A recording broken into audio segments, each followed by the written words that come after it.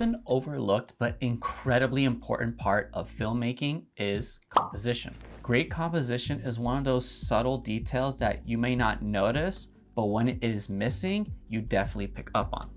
Even if you know all the perfect settings for exposure and white balance, bad composition can actually still ruin your photos and videos.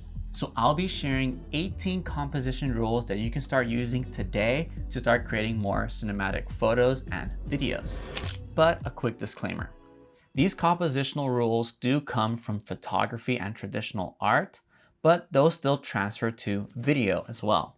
And although these are rules of composition, there's no such thing as a rule in art, but merely suggestions. But learning and practicing with these compositional rules will help you to start getting pleasing images right away with your camera. So with that out of the way, let's get started with our first compositional rule, the rule of thirds. This is where an image is divided into thirds both horizontally and vertically to create 9 equal parts. The rule suggests that placing your subject on one of these lines is a little more visually pleasing and interesting than just centering your subject. And in fact, putting your subject on one of the intersecting points of these lines adds extra emphasis. In this example here where the kid is running from the photo left to right, you can see that the photographer chose to place the subject on the left third, and you can see that the intersecting points are highlighted and they actually allowed that space for where the head meets and for the body. This is typically how I frame most of my shots. I like to place my subject on either the left or the right third, have them facing towards the open side where there's more space in the frame. Frame within a frame. If we think of our image as a frame, this rule suggests that you can use other elements within the frame to create a smaller frame around your subject. This could be anything from a doorway, a hallway, sometimes a window, or even shapes that you can cut out for yourself. Doing this adds another layer of emphasis on the subject that you're capturing by literally framing them up for the viewer to see through. This provides depth in your image and a unique perspective. Symmetry. This technique requires framing the image such that if you cut the image in half and folded it, they would be exact mirror opposites, creating symmetry. The line of symmetry can be up and down straight in the center or horizontally left to right in the center. In these images here, they're using the landscape and the architecture as a way of creating symmetry.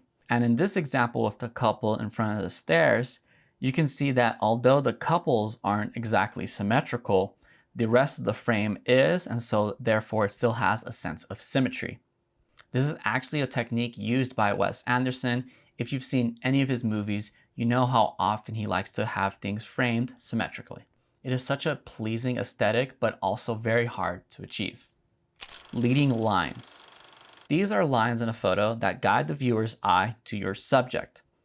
They create a sense of three-dimensional space and depth in your image. In this example with the dog running on the bridge, you can see that all these lines from the railway of the bridge to the boards on the bridge sort of point directly towards the subject, in this case, the dog. I use this as often as I can when I'm shooting outdoors. It typically isn't too hard to do. As previously mentioned, roads are really natural for this, sometimes hallways, and even staircases. Layers and depth. To create layers and depth, you need different elements in your frame that are placed at different distances from the camera. Typically, this is a subject in the foreground, the middle ground, and the background. In this portrait shot, you can see that the foreground element is the branches close to camera that are out of focus. And then you have the subject in the middle ground, which is in focus. And then behind the subject, you can see there's still more trees and the background. And by having these different layers at different depths, once again, you're creating a much more pleasing and three-dimensional image. Diagonal lines.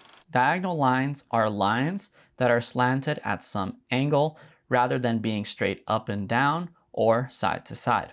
Diagonal lines add more energy, movement, depth, and dynamism to your images. These can also be leading lines, but in this example I'll show you, it's a little bit different.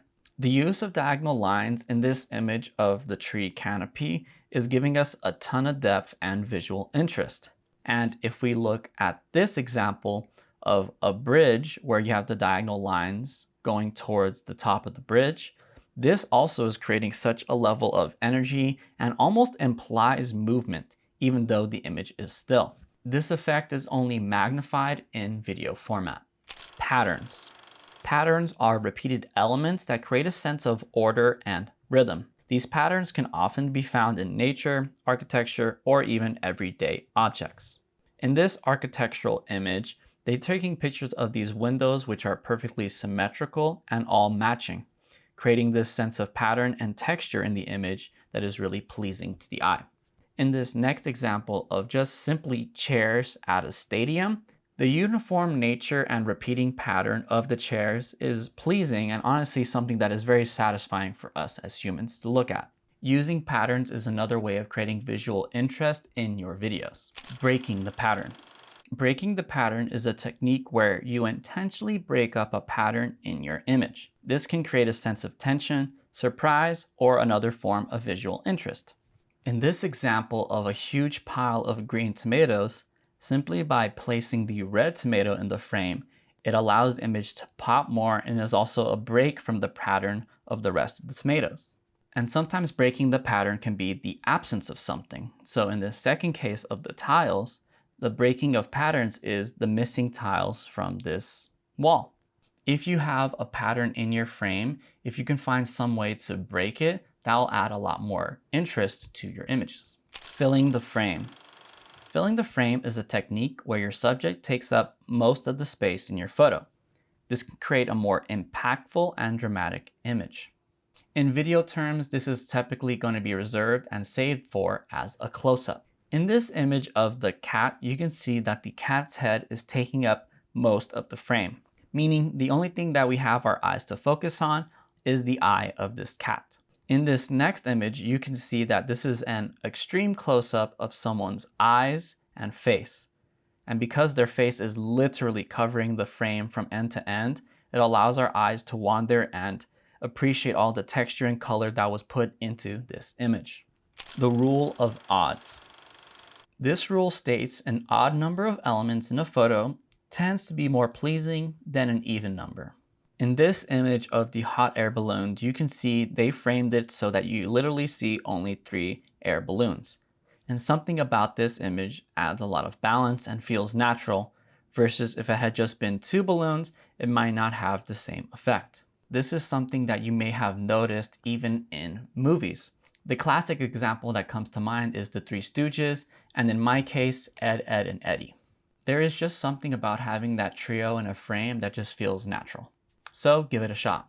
Simplicity. Simplicity is the practice of removing all unnecessary elements in a frame to keep a viewer's focus on the intended subject.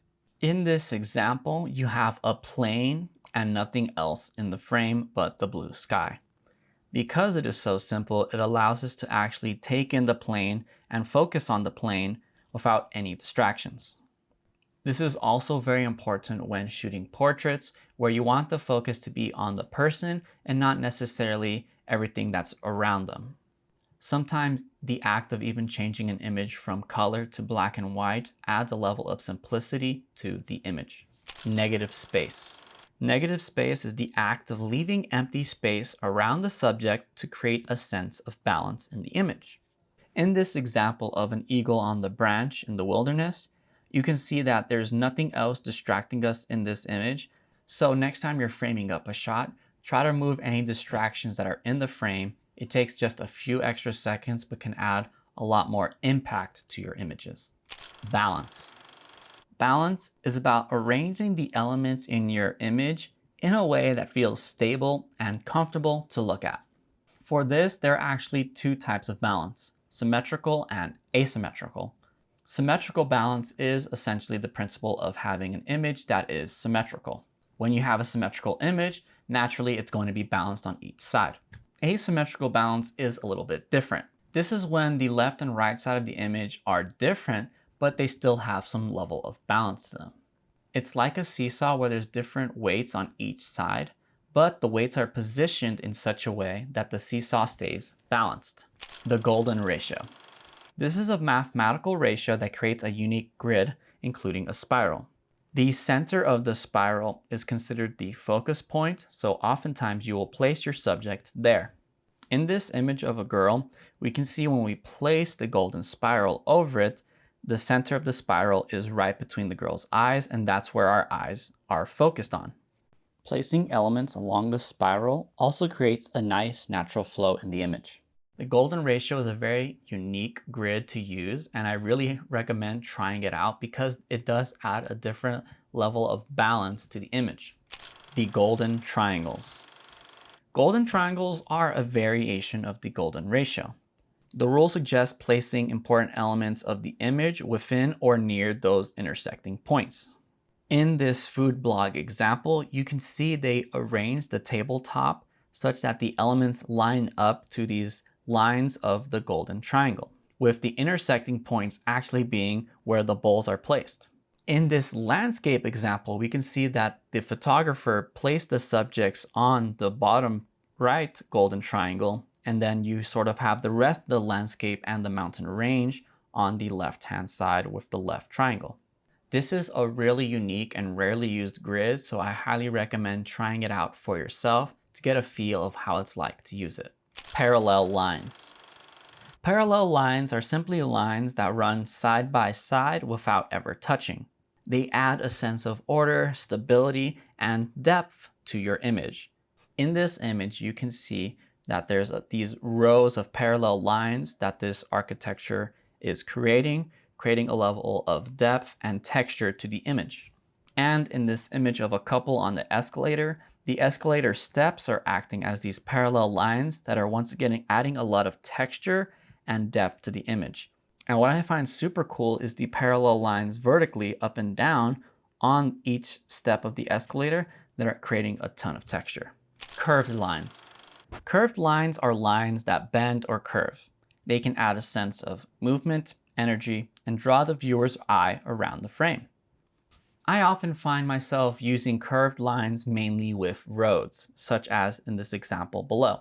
You can see that the curved line is creating such a level of dimension and depth to the image and is a little more pleasing and interesting than just a simple straight line because my eye follows and tracks the movement of the curve. Angles. Angling the camera up or down to create emphasis or de-emphasize a subject within your frame. Typically, angling up is going to make your subject more prominent, meaning they stick out more and make them seem more domineering or powerful. While tilting the camera down can actually make a subject look smaller and make them weak in the frame.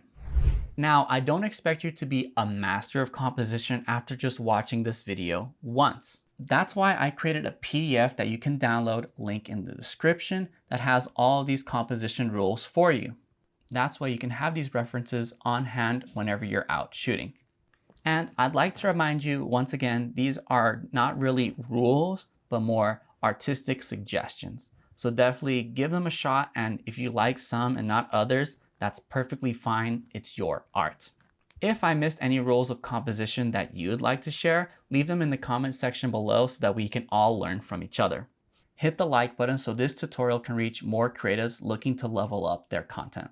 I'll see you in the next video. Peace.